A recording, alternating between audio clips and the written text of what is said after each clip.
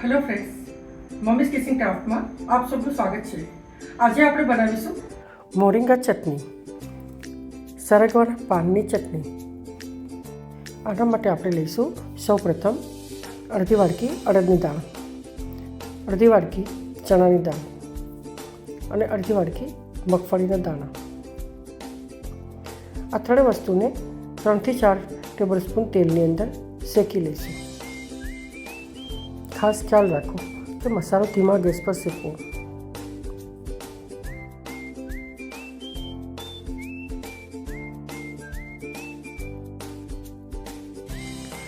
દાળ થોડી શેકાવા માંડી છે એટલે હવે આપણે એની અંદર થોડા તલ નાખીશું. તે પણ લગભગ હાફ બોલ નાખવાના છે અને લગભગ 1 વાડકી જેટલા જ કે એનાથી વધારે લેવા હોય તો વધારે કરી પત્તા નાખવાના છે, જે તેને ધીમા ગેસ પર એને પણ શેકી લેવાના છે. સાઉથના લોકો આ ચટણીને રાઈસ સાથે, પૂરી પરાઠા સાથે કે પછી ઇડલી સાથે પણ ડેલી યુઝમાં લેતા હોય છે. તો આપણે પણ આપણા ગુજરાતી ખાવાની સાથે આ ચટણીનો ઉપયોગ ડેલી યુઝમાં લઈ શકીએ છીએ. હવે આપણો બધો મસાલો બ્રાઉન થઈ ગયો છે એટલે આપણે એને એક પ્લેટમાં કાઢી લઈશું. કરી પત્તા પણ ડ્રાય થઈ ગયા છે.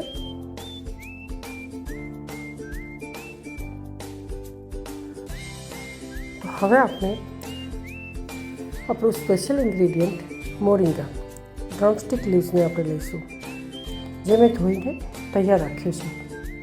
એટલે હવે એને આપણે ડ્રાય શેકી લઈશું. એનામાં જ્યાં સુધી પ્રોપર પાણી બળી ન જાય ત્યાં સુધી શેકવાના છે અને થોડા ક્રિસ્પ થઈ જાય ત્યાં સુધી શેકવાના છે. તો આ મોરિંગા લીવ્સને પણ આપણે ધીમી આંચ પર શેકીશું. આપણા આહારમાં સરગવાના ફલી અને તેના પાનનો અલગ રીતે ઉપયોગ કરી શકાય છે.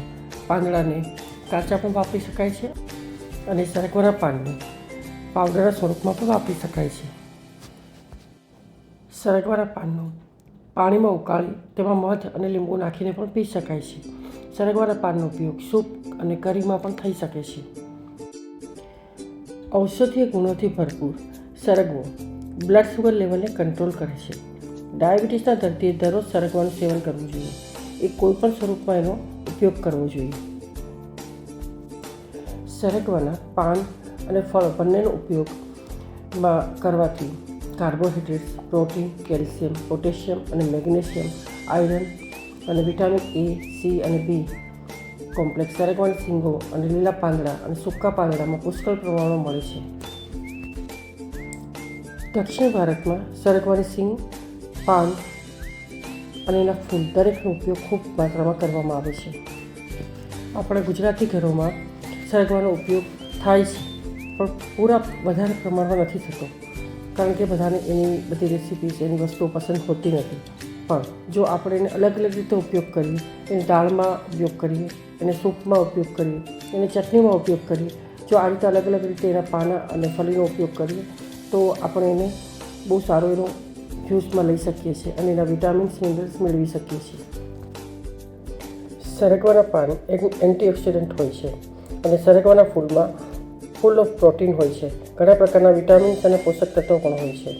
સ્ત્રીઓમાં યુરિન ઇન્ફેક્શનની સમસ્યા હોય ત્યારે પણ સરગવાના ફૂલની ચા બનાવીને પીવી જોઈએ.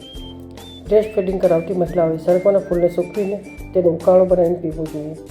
રોગ પ્રતિકારક શક્તિ વધારવા માટે ડાયટમાં શાક, ચા અથવા કોઈપણ રીતે સરગવાના ફૂલનો પણ ઉપયોગ કરી શકાય. સરગવાના ફૂલો વજન ઘટાડવામાં પણ મદદ કરે છે. સરગવાના ફૂલોના સેવનથી વાળ ખરતા અટકે છે. સરગવાના પાનનો ઉપયોગ કરવાથી કેન્સરના લક્ષણો ઓછા કરવામાં પણ મદદ થાય છે.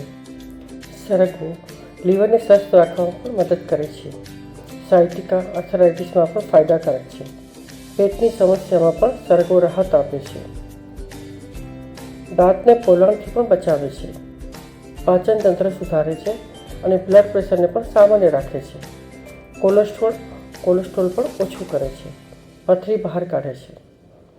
આટલા બધા ગુણો હોવા છતાં પણ પ્રેગ્નન્ટ સ્ત્રીઓએ અને પીરિયડ્સમાં હોય તેવી સ્ત્રીઓએ સરગવાની કોઈ વસ્તુનો ઉપયોગ કરવો નહીં.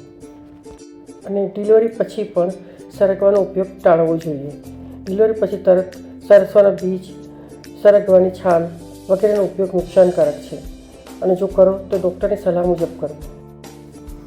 તો આયુર્વેદમાં બતાવ્યા પ્રમાણે સરગવાના ખૂબ જ ફાયદા છે એ આપણે જાણીએ તો એને અલગ અલગ રીતે આપણે એનો યુઝ કઈ રીતે કરીએ એના હું વિડીયો જરૂરથી બનાવીશ અને તમને બતાવીશ કે કઈ રીતે સરળતાથી એનો ઉપયોગ કરી શકાય અને એના ફાયદા લઈ શકાય. મારી આ સરગવાના પાનની ચટણી તમને કેવી લાગી એ મને કમેન્ટ કરી જરૂરથી બતાવશો અને આ તમે પણ એકવાર બનાવીને જોજો. આ બહુ જ સરસ લાગે છે ટેસ્ટમાં. તો તમને કેવી લાગી એ પણ મને કમેન્ટ કરીને જરૂરથી બતાવશો. રેસીપી સારી લાગી હોય તો મારી ચેનલને લાઈક અને સબસ્ક્રાઈબ જરૂરથી કરશો. તો ફરી મળીશું નવા વિડીયોમાં નવી રેસીપી સાથે.